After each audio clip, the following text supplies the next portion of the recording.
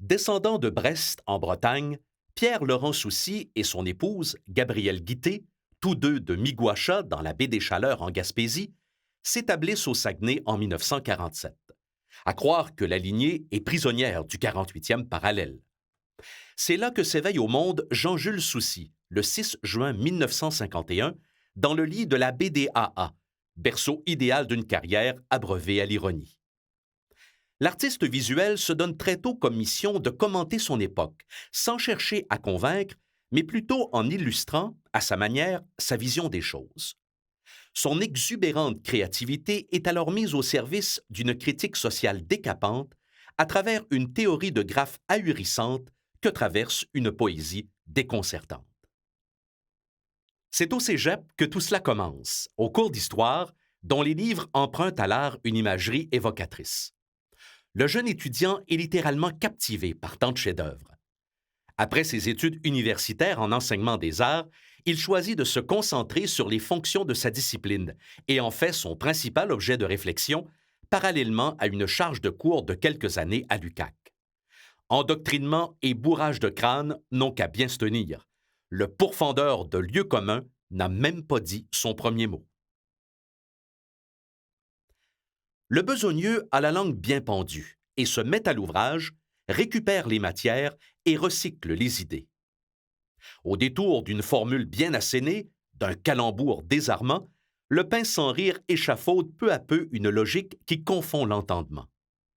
Dans le flux et le reflux de cette sémantique étourdissante se manifeste alors un engagement social et environnemental qui intègre ni plus ni moins l'art à la vie. Le film L'art n'est point sans souci de Bruno Carrière en 1994 trace d'ailleurs un très beau portrait de l'attachant phénomène. Voué à une prometteuse carrière, l'impertinent résonne et résiste longtemps à l'appel des grands centres. Il fait la démonstration qu'il est tout à fait possible de créer en région à une époque où l'on croyait devoir s'exiler pour être reconnu. Son travail et sa réputation voient du pays, et cela sans qu'il ne quitte longtemps son atelier. Sauf pour un déplacement de 5 mois au Canada anglais, à vélo stationnaire, et un séjour de 4 mois à Philadelphie pour revisiter l'œuvre de son père spirituel, Marcel Duchamp. Le personnage aux pirouettes rhétoriques et aux réparties assassines s'impose, pas à pas, grâce à une éloquence digne des plus grands embobineurs de la pensée. Proche cousin de Prévert, il exprime ses idées, détourne allègrement les vocables et déniche du sens à contresens de l'entendement. Il n'a pas peur des mots qu'il manipule adroitement en repoussant les limites de la dérision. Ses installations, parfois cyniques et même subversives, découlent de procédés participatifs et accessibles tels que le bricolage et le bidouillage. Ainsi se matérialise, par le ludisme et les jeux d'esprit, une lucidité très personnelle.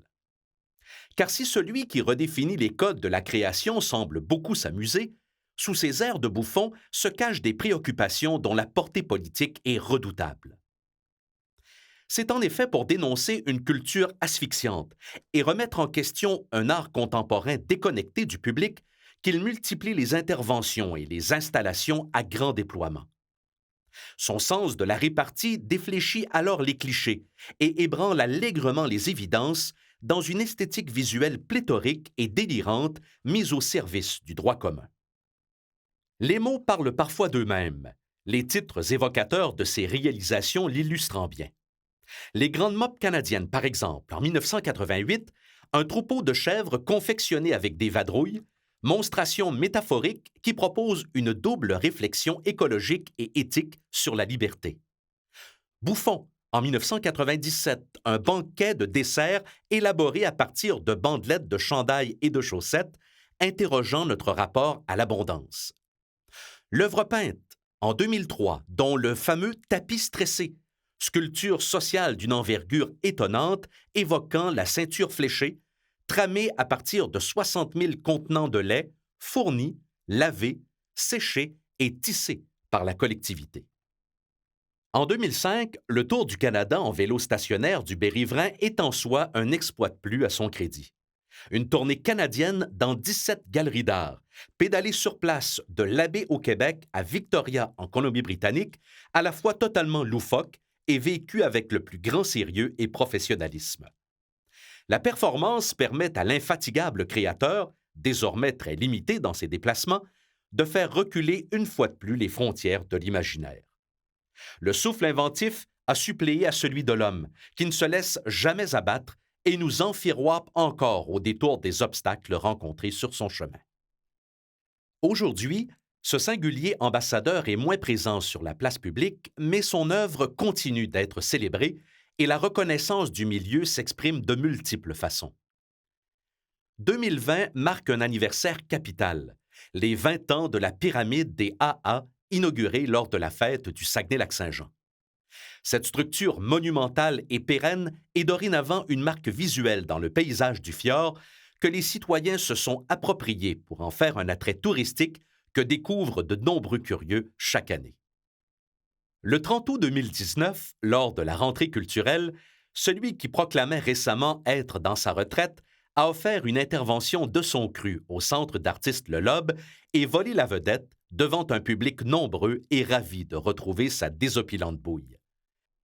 Les nombreux admirateurs de l'attachant créateur seront donc très heureux d'apprendre que le commissaire Emmanuel Galland, en collaboration avec plusieurs diffuseurs régionaux, poursuit depuis quelques années une démarche pluriforme sur le travail de Jean Jules.